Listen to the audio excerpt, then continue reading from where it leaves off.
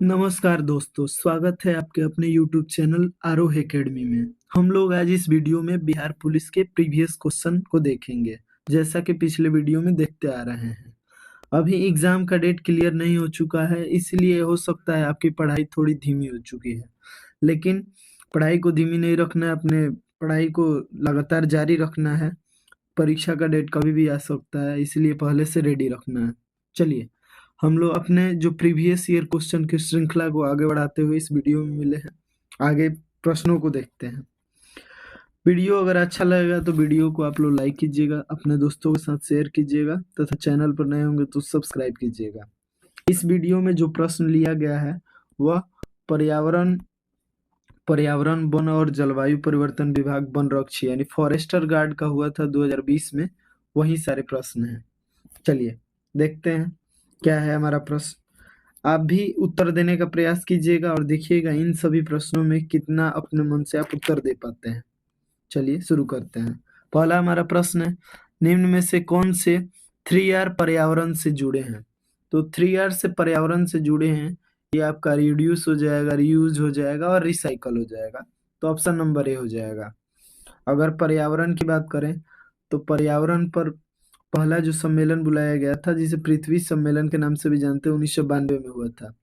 तो पृथ्वी सम्मेलन पहला जो था पर्यावरण से संबंधित था, 1992 में बुलाया गया था। यह कहाँ बुलाया गया था? रियो डी जेनेरियो, ब्राजील जो था उसके रियो डी जेनेरियो में। तो प्रथम पृथ्वी सम्मेलन ब्राजील के रियो डी जेनेरियो में 1992 में हुआ था।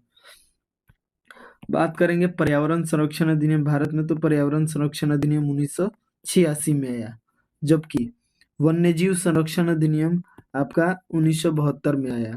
1972 में वन्यजीव संरक्षण अधिनियम आया। पर्यावरण दिवस हम सभी जानते हैं, पर्यावरण दिवस आपका मनाया जाता है 5 जून को। 5 जून को पर्यावरण दिवस मनाया जाता है। अगर देखेंगे पर्यावरण से संबंधित संस्थान, तो भारत में भी एनजीटी का स्थापना हुआ है और एनजीटी का स्थापना 2010 में हुआ है। 2010 में हुआ है।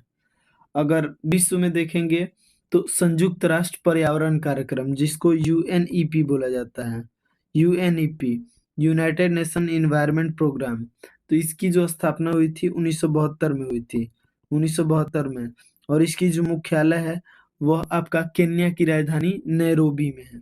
जो नैरोबी है वहीं इसका मुख्यालय है, तो इसको भी याद रखना है। तो हमने देखा पर्यावरण के बारे में, तो विश्व पर्यावरण दिवस 5 जून को मनाया जाता है। पहला जो पृथ्वी सम्मेलन बुलाया गया था 1992 में बुलाया गया था ब्राजील के रियो डी जेनेरियो में। भारत में पर्यावरण संरक्षण अधिनियम की बात करें तो 1986 में आया। वन्यजीव संरक्षण अधिनियम 1972 में आया। एनजीटी की जो स्थापना हुई वो 2010 में हुई, जबकि UNEP United Nation environment programme की स्थापना 1972 में हुई और इसका मुख्यालय केन्या की राजधानी नैरोबी में है। ये सभी याद रखना। इसके अतिरिक्त एक नीरी है, NEERI, नीरी, ये भी पर्यावरण से संबंधित है और इसका जो स्थापना हुआ था 1958 में हुआ था। 1958 में हुआ था और इसका मुख्यालय, इसके देखा जाए ना तो 5 क्षेत्रीय कार्यालय हैं, मतलब प्रयोगशालाएं हैं। एक दिल्ली में है, मुंबई में है, एक चेन्नई में है, कोलकाता में है और एक हैदराबाद में है। तो नीरी की स्थापना 1958 नागपुर में हुआ था और इसके 5 क्षेत्रीय प्रयोगशालाएं हैं, जिसको मैंने बताया। चलिए अगले प्रश्न को देखते हैं। हमारा अगला प्रश्न क्या है? अगला प्रश्न है, किस क्षेत्र में योगदान के लिए ग्रेगर जॉन मेंडल जाने जाते हैं? तो हम सभी जानते हैं, इनके बारे में पहले से भी परिचित हैं। ग्रेगर जॉन मेंडल जो है अनुवांशिकी से, मतलब अनुवांशिकी के क्षेत्र में योगदान देने के लिए जाने जाते हैं। अनुवांशिकी के पिता भी ग्रेगर जॉन मेंडल को बोला जाता है। ग्रेगर जॉन मेंडल, मेंडल ने अपने प्रयोग के लिए मटर के पौधे का प्रयोग किया, ये भी बात हम जानते हैं, ये बात जानते हैं। अगर बात किया जाए जेनेटिक्स का, तो जेनेटिक्स जो शब्द है वो वाटसन के द्वारा दिया गया था। वाटसन जो है उनके द्वारा जेनेटिक्स शब्द दिया गया और मेंडल ने अपने प्रयोग के आधार पर 3 नियम दिए थे। मेंडल अपना जो प्रयोग किए थे मटर पर, उसके आधार पर 3 नियम दिए थे। तीनों नियम का अलग-अलग नाम है, उसको याद रखना है। एक का नाम है प्रभाविता का नियम, जो प्रभाविता का नियम है, एक का नाम है, दूसरा जो नियम है वो आपका पृथक्करण का नियम है, पृथक्करण का नियम है, और तीसरा जो नियम है स्वतंत्र अव्यूहन का नियम, स्वतंत्र अपव्यूहन का नियम, अपव्यूहन का नियम। तो 3 नियम है, एक प्रभाविता का, एक पृथक्करण का, एक स्वतंत्र अपव्यूहन नियम का है। इसको याद रखना है हमें। चलिए अगले प्रश्न को देखते हैं। हमारा अगला प्रश्न क्या है? अगला प्रश्न है, निम्न में से कौन सी गैसों की वजह से अम्ल वर्षा होती है? तो जो अम्ल वर्षा होती है सल्फर डाइऑक्साइड और नाइट्रस ऑक्साइड, ये नाइट्रोजन डाइऑक्साइड के कारण होती है। तो इसके अनुसार जो हो जाएगा SO2 सल्फर डाइऑक्साइड और NO2। ऑप्शन नंबर, ये आपका नंबरिंग गलत हुआ है, यहाँ बी होना चाहिए, यहाँ सी हो जाना चाहिए। तो ये हो जाएगा SO2 और NO2 की वजह से अम्ल वर्षा होती है। अम्ल वर्षा जो होता है, इसके वर्षा का पीएच मान जब 5.6 से कम हो जाए, जब किसी वर्षा का पीएच मान 5.6 से कम हो जाए तो वैसे वर्षा को अम्ल वर्षा के रूप में जाना जाता है। यह हमारे पर्यावरण के लिए खतरनाक है। पर्यावरण के लिए खतरनाक है। पर्यावरण के साथ साथ जो संगमरमर वगैरह होता है, जैसे ताजमहल वगैरह है, उस सबको भी प्रभावित करता है अम्ल वर्षा। चलिए ये होता है। अगले प्रश्न को देखते हैं। अगला हमारा प्रश्न है, व्यावसायिक तौर पर अमोनिया बनाई जाती है। अमोनिया देखेंगे तो इसका जो फॉर्मूला होता है NH3 होता है, NH3 होता है। अगर देखेंगे व्यावसायिक तौर पर अमोनिया बनाने की हैबर विधि है। हैबर विधि से व्यावसायिक तौर पर अमोनिया बनाया जाता है। और अमोनिया बनाने में जो नाइट्रोजन और हाइड्रोजन है, इसको 1:3 के अनुपात में मिश्रित किया जाता है, मिश्रण से बनाया जाता है। और हैबर विधि में जो उत्प्रेरक होता है, उसमें लोहे के चूर्ण का प्रयोग करते हैं, Fe के चूर्ण का प्रयोग करते हैं। इसको हमें याद रखना है। चलिए अगले प्रश्न को देखते हैं। अगला प्रश्न है, आलू का कंद एक रूपांतरित है। तो आलू का एक कंद है वो तना का रूपांतरित है, तो ऑप्शन नंबर बी हो जाएगा। बात करेंगे तना का, तो आलू जो है, आलू देख लिए तना का उदाहरण है। इसके अतिरिक्त आपका आपका प्याज जो हो गया, प्याज, लहसुन जो होता है, लहसुन, प्याज, ये सभी आपका, ये मतलब बोले तो एक तना का उदाहरण है। आलू हो गया, प्याज हो गया, लहसुन हो गया, आपका हल्दी हो गया, हल्दी हो गया, ठीक है। ये सभी आपके तने के उदाहरण है। जबकि मूली हो गया जड़ के उदाहरण है, मूली जड़ के उदाहरण है। चलिए अगले प्रश्न को देखते हैं। अगला प्रश्न है, निम्नलिखित में से कौन सा अम्लीय माध्यम है पोटेशियम आयोडाइड? पोटेशियम जो आयोडाइड है से आयोडीन को शीघ्रता से मुक्त करेगा। तो निम्नलिखित में से कौन सा अम्लीय माध्यम है पोटेशियम आयोडाइड से आयोडीन को शीघ्रता से मुक्त करेगा? तो इसका सही जवाब हो जाएगा option number A, nitrate. Nitrate जो होगा वो अम्लीय माध्यम है, पोटेशियम आयोडाइड से आयोडीन को शीघ्रता से मुक्त करेगा। अगर देखेंगे पोटेशियम की, तो सबसे ज़्यादा अभिक्रियाशीलता जो होती है वो पोटेशियम की धातु की होती है, सबसे ज़्यादा अभिक्रियाशीलता होती है पोटेशियम की। अगर सिल्वर आयोडाइड यानी AgI की बात करें, जिसे सिल्वर आयोडाइड के नाम से भी जानते हैं, तो इसके वजह से कृत्रिम वर्षा होता है। तो कृत्रिम वर्षा जो होता है वो सिल्वर आयोडाइड की वजह से होता है। सिल्वर को चांदी बोलते हैं, इसका परमाणु संख्या आपका 47 होता है। आयोडीन जो होता है, आयोडीन एक अधातु है, लेकिन फिर भी इसमें चमक पाई जाती है, तो ये धातु जैसी चमक पाई जाती है, इसको भी याद रखना है। चलिए अगले सवाल को देखते हैं। अगला सवाल है, ग्रीन हाउस प्रभाव निम्न में से किससे संबंधित है? तो ग्रीन हाउस प्रभाव जो है वो आपका ग्लोबल वार्मिंग से संबंधित है, तो option number C, green house gas global warming से संबंधित है। ग्लोबल वार्मिंग पर 1997 में जापान के क्योटो में एक प्रोटोकॉल हुआ, जिसे क्योटो प्रोटोकॉल के नाम से जाना जाता है, जिसे जो ग्लोबल वार्मिंग से संबंधित था। तो इसका सही जवाब हो जाएगा ऑप्शन नंबर सी। सबसे ज़्यादा जो ग्रीन हाउस गैस होता है वो कार्बन डाइऑक्साइड की वजह से होता है, CO2 की वजह से। उसके बाद मीथेन का CH4 की वजह से, CH4 की वजह से। मार्स गैस जो होता है मीथेन को बोला जाता है CH4। हरित क्रांति है, हरित क्रांति है, तो हरित क्रांति के जो जनक हुए MS स्वामीनाथन को कहा जाता है। MS स्वामीनाथन को हरित क्रांति के जनक कहा जाता है, ये इसको याद रखना है। विश्व में जो है नॉर्मन बोरलॉग को। और हरित क्रांति खाद्यान्न उत्पादन से संबंधित है। अम्लीय वर्षा देख लिए, जब वर्षा का pH मान 5.6 होता है, 6 से कम होता है, तब अम्लीय वर्षा होता है। अनाज का जो भंडारण किया जाता है, तो उसमें नमी होता है 10% से ज़्यादा नहीं रखना चाहिए, नहीं तो अनाज खराब हो जाता है। तो इस बात को भी हमें याद रखना है। चलिए अगले प्रश्न को देख लेते हैं। हमारा अगला प्रश्न क्या है? अगला प्रश्न है, पानी का घनत्व किस तापमान पर सर्वाधिक होता है, सबसे अधिक होता है? तो पानी का जो घनत्व होता है वो 4 डिग्री सेल्सियस पर अधिकतम होता है, जबकि 4 डिग्री सेल्सियस पर पानी का आयतन न्यूनतम होता है। आयतन न्यूनतम और घनत्व अधिकतम 4 डिग्री सेल्सियस पर होता है, तो इसको याद रखना है। बात करेंगे, अगर बोला जाए पानी को 0 डिग्री से अगर गर्म किया जाए, 0 डिग्री से 10 डिग्री या 20 डिग्री मान लें, तो पानी के आयतन पर क्या प्रभाव पड़ेगा? तो पानी का आयतन 4 डिग्री सेल्सियस पर न्यूनतम होता है, तो पहले पानी का जो आयतन होगा गर्म करने पर घटेगा, पहले घटेगा और उसके बाद जो होगा वो बढ़ेगा। तो इसको याद रखना, ये भी पूछा गया प्रश्न है कि पानी को जब 0 डिग्री से 10 डिग्री तक गर्म करते हैं तो उसके आयतन पर क्या प्रभाव पड़ेगा? तो 0 डिग्री से 4 डिग्री तक घटेगा और 4 डिग्री से 10 आगे जो होगा उसके बाद इसका आयतन बढ़ेगा। सामान्यतः जो होता है, किसी भी अगर कोई ठोस है उसको गर्म करते हैं, लिक्विड में बदल जाता है, तो उसका आयतन बढ़ता ही है, लेकिन इसका अलग होता है जिसको मैंने बता दिया। चलिए, विश्व स्वास्थ्य संगठन के मुताबिक पेयजल में फ्लोराइड कितनी मात्रा में होनी चाहिए? WHO के अनुसार पेयजल में फ्लोराइड की मात्रा कितनी होनी चाहिए? तो फ्लोराइड की मात्रा जो है 1.5 ppm होनी चाहिए। ऑप्शन नंबर ए हो जाएगा WHO के अनुसार। देखेंगे अगर WHO के, तो WHO की स्थापना जो हुआ था 7 अप्रैल 1948 को हुआ था। 7 अप्रैल 1948 को WHO की स्थापना हुआ था। इसका जो मुख्यालय है जिनेवा में है। इसका मुख्यालय जिनेवा स्विट्जरलैंड में है। यह आपका यूएनओ का एक महत्वपूर्ण ये भी हिस्सा है, WHO संगठन।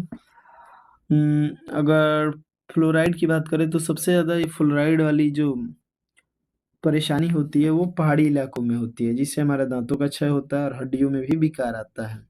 अगर देखेंगे पारा Hg, जल में पारा की अधिकता से मिनीमाटा रोग होता है। जल में कैडमियम की अधिकता से इटाइटाई रोग होता है। चलिए अगले सवाल की तरफ बढ़ते हैं। अगला सवाल है, एस्पिरिन का रासायनिक नाम है। तो एस्पिरिन जो होता है इसका रासायनिक नाम एसिटिक सैलिसिलिक अम्ल होता है। एसिटिक सैलिसिलिक अम्ल आपका एस्पिरिन का रासायनिक नाम होता है, और यह आपका पीड़ानाशी और ज्वारनाशी होता है। ज्वारनाशी होता है। एस्पिरिन जो होता है पीड़ानाशी और ज्वारनाशी होता है, और इसका रासायनिक नाम एसिटिल सैलिसिलिक अम्ल होता है। इसको याद रखना है। चलिए अगले प्रश्न को देखते हैं। अगला प्रश्न कार्बनिक अम्ल है। तो कार्बनिक अम्लों की बात करें तो कार्बनिक अम्लों में आ जाएगा C6H5OH, ये आ जाएगा आपका कार्बनिक अम्ल में। ठीक है, तो इसको याद रखना, ऑप्शन नंबर सी हो जाएगा। चलिए अगले सवाल की तरफ बढ़ते हैं। अगला सवाल है, विश्व ओजोन दिवस कब मनाया जाता है? तो विश्व ओजोन दिवस 16 सितंबर को मनाया जाता है। ओजोन के संरक्षण के लिए एक मॉन्ट्रियल प्रोटोकॉल हुआ है। मॉन्ट्रियल जो है आपका कनाडा में स्थित है। मॉन्ट्रियल प्रोटोकॉल का संबंध ओजोन से है, और 16 सितंबर को विश्व ओजोन दिवस मनाया जाता है। ओजोन जो पड़ता है समताप मंडल में पड़ता है। समताप मंडल में ओजोन पड़ता है। इसको सबसे पहले ओजोन जो छिद्र हुआ था अंटार्कटिका में देखा गया। अंटार्कटिका में देखा गया ओजोन परत की छिद्र। चलिए, ओजोन जो होता है ऑक्सीजन के 3 परमाणुओं के मिलने से बनता है, इसको भी याद रखना है। और ओजोन जो है सड़ी हुई मछली के जैसा ये गंध देता है। अगला सवाल है, सामान्य नेत्र रेटिना पर बनने वाला प्रतिबिंब होता है। तो जो हमारे नेत्र पर प्रतिबिंब बनता है वो वास्तविक होता है, साथ ही साथ उल्टा होता है। तो इसका जवाब हो जाएगा सी। हमारे नेत्र में जो लेंस है वो आपका उत्तल लेंस है। चलिए अगले प्रश्न को देखते हैं।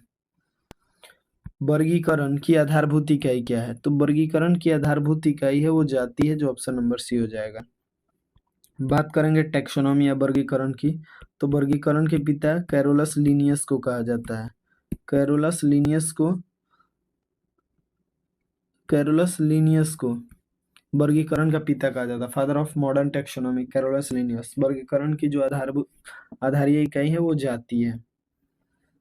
अगला सवाल है, पसीने से सामान्यतः उपस्थित खनिज लवण होता है। तो पसीने से सामान्यतः उपस्थित जो खनिज लवण होता है वह आपका होता है सोडियम क्लोराइड, सोडियम क्लोराइड हो जाता है, तो ऑप्शन नंबर सी हो जाएगा। तो पसीने से सामान्यतः उपस्थित खनिज लवण होता है पसीने में, वो आपका सोडियम क्लोराइड हो जाता है, तो ऑप्शन नंबर सी हो जाएगा। कैल्शियम ऑक्जेलेट की बात करेंगे, तो कैल्शियम ऑक्जेलेट जो होता है वो टमाटर में पाया जाता है, कैल्शियम ऑक्जेलेट। चलिए अगले सवाल को देखते हैं। अगला सवाल है, रक्त का हृदय की ओर विपरीत प्रवाह निम्नलिखित में से कौन रक्त वाहिका में होती है? तो रक्त का हृदय की ओर प्रवाह होगा तो वो आपका अशुद्ध रक्त होगा। तो अशुद्ध रक्त जो होता है शीरा के द्वारा प्रवाहित होता है, जिसमें से एक फुसफुस शीरा होता है जो एक्सेप्शन होता है। फुसफुस शीरा ये आपका शुद्ध रक्त प्रवाहित करता है, फुसफुस धमनी ये अशुद्ध रक्त प्रवाहित करता है। धमनी जो है शुद्ध रक्त प्रवाहित करता है, जबकि शीरा अशुद्ध रक्त को। लेकिन फुसफुस जो इसमें होता है वो आपका एक्सेप्शन होता है। चलिए अगले सवाल को देखते हैं। अगला प्रश्न है, निम्न में से कौन सी वायुमंडलीय परत रेडियो संचार में मदद करती है? तो रेडियो संचार में जानते हैं आयन मंडल जो होता है रेडियो संचार में आपका मदद करता है। आयन मंडल रेडियो संचार में मदद करता है। बात करेंगे वायुयान उड़ाने की जो आदर्श दशा होती है, वायुयान उड़ाने की आदर्श दशा पाई जाती है वो आपका समताप मंडल में। आंधी तूफान आता है वो आपका क्षोभ मंडल में आंधी तूफान आता है। क्षोभ मंडल में आंधी तूफान आता है, वायुयान समताप मंडल में है। ओजोन जो है वो भी समताप मंडल में है, जो सूर्य से आने वाली परावैंगनिक किरणों से हमारी रक्षा करता है, तो इसको भी याद रखना है। चलिए अगले सवाल को देखते हैं। अगला प्रश्न है, किस पदार्थ का क्वथनांक दाब मतलब किसी पदार्थ का क्वथनांक दाब में वृद्धि के साथ डैश होता है? तो किसी भी पदार्थ का जो क्वथनांक होता है दाब बढ़ाने पर बढ़ता है, तो इसको याद रखिए। क्वथनांक जो होता है जिस तापमान पर पानी जो होता है खौलना शुरू कर देता है या पानी वाष्प में बदलना शुरू कर देता है उसी को क्वथनांक बोला जाता है, उस नियत तापमान को। क्वथनांक ऊंचाई पर जैसे जैसे जाते हैं, ऊंचाई पर जाने पर हमारा जो क्वथनांक होता है घटता है। इसी के कारण आपका पर्वतों पर खाना बनाने में दिक्कत होता है। जो प्रेशर कुकर होता है उसमें खाना जो जल्दी पक जाने का कारण होता है उसमें दाब बढ़ जाता है। जब दाब बढ़ता है तो आपका क्वथनांक भी बढ़ जाता है, जिससे खाना जो होता है जल्दी पक जाता है। इसको भी याद रखना है। चलिए अगले सवाल को देखते हैं। अगला सवाल है, द्विबीजपत्री पादप का पर्ण होता है। तो जो द्विबीजपत्री पादप होता है उसका पर्ण जो होता है पृष्ठाधारी होता है, ऑप्शन नंबर ए सही हो जाएगा। अगला सवाल 20 नंबर है, लॉस्की के विचार से संप्रभुता। तो लॉस्की के जो विचार है उससे संप्रभुता है वो बहुलवादी है, तो ऑप्शन नंबर ए हो जाएगा सही। बाकी सब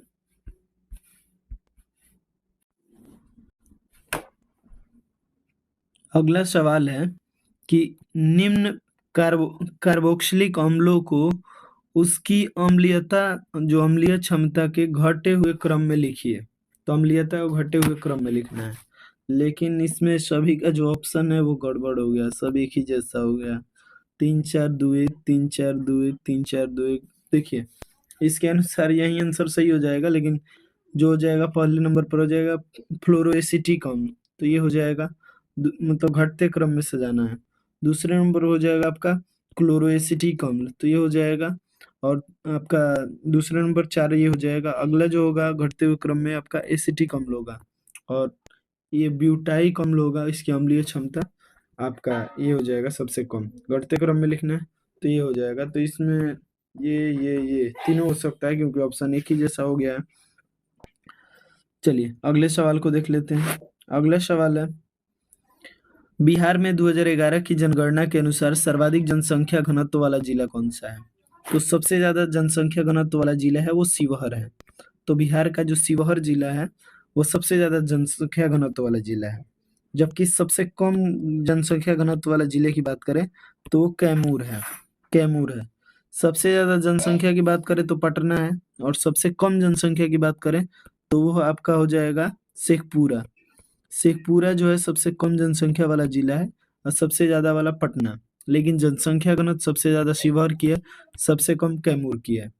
बिहार की जनसंख्या घनत्व सभी राज्यों में आगे है, 1106 जनसंख्या घनत्व है। जबकि सबसे कम जनसंख्या घनत्व अरुणाचल प्रदेश की है, वो लगभग 17 जनसंख्या घनत्व है। वैशाली में जानते हैं जैन धर्म के 24वें तीर्थकर महावीर स्वामी का जन्मस्थली वैशाली के कुंडल ग्राम में वही जन्म हुआ था। चलिए अगले सवाल को देखते हैं। अगला सवाल है, निम्न में से कौन सा योगात्मक बहुलक है? तो पीवीसी जो है आपका योगात्मक बहुलक है। पीवीसी का प्रयोग प्लास्टिक पाइप इस सब के बनाने में इसका उपयोग किया जाता है। यह एक योगात्मक बहुलक है। अगले सवाल को देखते हैं। अगला सवाल है, निम्न में से किस प्रकार के बल्ब में ऊर्जा की खपत सबसे कम होगी? तो हम लोग यूज भी करते हैं एलईडी बल्ब। एलईडी जो बल्ब होता है इसमें ऊर्जा की खपत सबसे कम होती है। बात करें एलईडी का फुल फॉर्म, तो लाइट इमिटिंग डायोड होता है एलईडी का फुल फॉर्म, तो इसको भी याद रखना है। चलिए जो बल्ब में अगर देखेंगे टंगस्टन का प्रयोग फिलामेंट के रूप में होता है। टंगस्टन का संकेत डब्ल्यू होता है। परमाणु संख्या की बात करें तो 74 होता है। इसका लैटिन नाम जो होता है आपका वुल्फियम होता है। और राजस्थान की देगाना खान है टंगस्टन के उत्पादन के लिए फेमस है। विद्युत बल्ब का फिलामेंट होता है, इसका उपापचय को रोकने के लिए विद्युत बल्ब से जो हवा होती है वो निकाल दी जाती है। चलिए अगले सवाल को देख लेते हैं। अगला सवाल है, निम्नलिखित में से कौन सी चित्र लियोनार्डो दा विंची द्वारा नहीं बनाया गया है? तो लियोनार्डो दा विंची द्वारा द लास्ट सपर बनाया गया, मोनालिसा जानते ही हैं। वर्जिन ऑफ रॉक्स बनाया गया, लेकिन लास्ट जजमेंट है ये आपका लियोनार्डो दा विंची द्वारा नहीं बनाया गया। लास्ट जजमेंट जो है माइकल एंजेलो के द्वारा लास्ट जजमेंट बनाया गया है, तो इसको याद रखना है, माइकल एंजेलो लास्ट जजमेंट। तो इसका ऑप्शन नंबर डी सही हो जाएगा इसके अनुसार। चलिए अगला सवाल, ब्रिटेन द्वारा चीन विजय की शुरुआत हुई। तो ब्रिटेन द्वारा जो चीन विजय की शुरुआत हुई अफीम युद्ध के बीच हुई। तो अफीम युद्ध जो हुआ था ब्रिटेन और चाइना के बीच में हुआ था, जो पूछा भी गया था सवाल, तो इसको याद रखना है। अगला सवाल जो है, वायुमंडल में ताप की सामान्य जो पतन दर है वो कितना है? तो उसका सही जवाब हो जाएगा ऑप्शन नंबर ए 6.5 डिग्री पर किलोमीटर। तो वायुमंडल में जो तापमान होगा 6.5 डिग्री सेल्सियस पर किलोमीटर के हिसाब से पतन दर है, तो इसको याद रखना है। चलिए अगला सवाल को देखते हैं। अगला सवाल है, निम्नलिखित में से कौन सा कथन राज्य के नीति निर्देशक सिद्धांत के विषय में सही नहीं है? तो राज्य के नीति निर्देशक सिद्धांत की बात करेंगे तो इसका वर्णन भारतीय संविधान के भाग 4 में है। भाग 4 में आर्टिकल 36 से लेकर आर्टिकल 51 तक इसका वर्णन है। 51 तक वर्णन है राज्य के नीति निर्देशक तत्व। राज्य के नीति निर्देशक तत्व है वो आयरलैंड के संविधान से लिया गया है और न्यायालय में अपरिवर्तनीय है, यानी इसे न्यायालय जबरदस्ती लागू नहीं कर सकता है। यह सरकार के ऊपर निर्भर है, अगर वो ऐसी देने में समर्थ है तभी इसको दे सकती है। चलिए ऑप्शन देख लेते हैं। यहाँ यदि कोई राज्य नीति निर्देशक सिद्धांतों को लागू नहीं करती है तो उसके विरुद्ध न्यायालय में मामला दायर किया जा सकता है। कह रहा है सही नहीं है, तो मामला दायर किया जा सकता है, तो ये गलत हो जाएगा, तो ऑप्शन नंबर ए ही सही हो जाएगा। क्योंकि अगर नीति निर्देशक सिद्धांत लागू नहीं हो रहा है तो उस न्यायालय में इसके विरुद्ध जायज नहीं जा सकता है। आर्टिकल 37 कहता है डीपीएसपी न्यायालय, यानी डीपीएसपी यानी राज्य के नीति निर्देशक तत्व न्यायालय द्वारा अपरिवर्तनीय है। गांधीवादी भी राज्य के नीति निर्देशक सिद्धांत का एक तत्व है, तो इसका सही जवाब है। आर्टिकल 40 में पंचायत का वर्णन है। गांधी जी पंचायत तो और स्थानीय स्वशासन निकायों पर बल दिए थे और कुटीर उद्योग वगैरह पर भी बल दिए थे, उसका भी जिक्र मिलता है आपका नीति निर्देशक तत्व में। नीति निर्देशक तत्व आयरलैंड के संविधान से लिया गया, तो सही है। यह सिद्धांत राज्य के लिए बाध्यकारी नहीं है, तो ये बिल्कुल सही है। अगला प्रश्न, भाषण और अभिव्यक्ति की स्वतंत्रता में शामिल नहीं है। तो भाषण और अभिव्यक्ति की स्वतंत्रता में आपका मौन रहने की स्वतंत्रता शामिल है, सरकारी गतिविधियों के बारे में जानने का अधिकार है, प्रेस की स्वतंत्रता का अधिकार है, लेकिन हड़ताल करने का अधिकार नहीं है। तो इसका सही जवाब हो जाएगा ऑप्शन नंबर ए। भाषण और अभिव्यक्ति की स्वतंत्रता में हड़ताल करने का अधिकार नहीं है, ऑप्शन नंबर ए हो जाएगा। इसका जो बारे में बताएगा आर्टिकल 19 के 1 में प्रेस की स्वतंत्रता वगैरह के, और आर्टिकल 19 के तहत स्वतंत्रता जो दिया गया उसी में भाषण और अभिव्यक्ति की स्वतंत्रता के बारे में बताया गया है। चलिए अगला सवाल। अगला सवाल जो है 30वां नंबर, निम्न में से कौन सी संधि यूरोप में साम्यवाद को रोकने के लिए बनाई गई? तो जो यूरोप में साम्यवाद है इसको रोकने के लिए नाटो संगठन बनाया गया, जो अभी हालिया समय में बहुत चर्चा में रहा है। नाटो का फुल फॉर्म होता है नॉर्थ अटलांटिक ट्रीटी ऑर्गेनाइजेशन होता है। इसकी जो स्थापना हुआ था नाटो की स्थापना 1949 में हुआ था और इसका मुख्यालय है वो आपका बेल्जियम की राजधानी ब्रुसेल्स में है। बेल्जियम की राजधानी ब्रुसेल्स में इसके मुख्यालय है नाटो का। तो नाटो का मुख्यालय बेल्जियम की राजधानी ब्रुसेल्स में इसकी स्थापना हुई थी 1949 में हुई थी, तो इसको याद रखना है। जो रूस का जो बढ़ता साम्यवाद था उसको यूरोप में रोकने के लिए बनाया गया था। बात करेंगे यूएसएसआर। तो यूएसएसआर जो है 1991 में, जिसे अभी रूस प्रतिनिधित्व करता है, उसका देखेंगे अगर तो यूएसएसआर जो 1991 में टूट गया, यह 15 देशों में टूट गया, जिसमें से सबसे बड़ा जो देश था वो आपका सबसे बड़ा देश अभी रसिया ही है, उसमें से टूटा जो। चलिए इसी के साथ एक और अंत और भी सवाल है, इसी को देख लेते। स्यादवाद सिद्धांत का संबंध किस धर्म से है? तो स्यादवाद को अनेकांतवाद के नाम से भी जाना जाता है और स्यादवाद जो है जैन धर्म से संबंधित है। तो इसका सही जवाब हो जाएगा ऑप्शन नंबर सी। जैन धर्म की बात करें तो जैन धर्म में कुल 24 तीर्थकर हुए, जिसमें से प्रथम तीर्थकर जो थे वो ऋषभ देव थे। जो ऋषभ देव थे वो जैन धर्म के प्रथम तीर्थकर थे।